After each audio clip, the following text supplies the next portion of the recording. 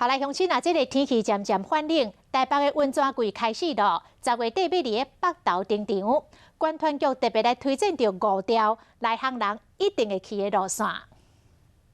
天气一日冷，民众想要去北投，随联想到温泉、温泉泡汤。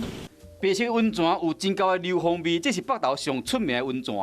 大黄泉的话，它其实整个质地上，其实又称为牛奶汤，还有美人汤，所以其实是一个非常好的泉质。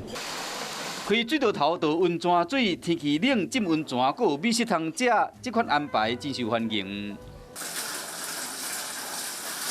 北投除了浸温泉有真个景点，佫会使穿越到行道。丁园造景，这是北投的文物馆，嘛是当年日治时期上贵的温泉饭店。北投文物馆。但是这里是在1921年日本人盖的加山旅馆，而且是最高级的温泉旅馆。99年呢，当时呢是用北投的陶土，我们称它叫北投烧。往山脚行，要游客北方的书法家游任避暑住宿门庭。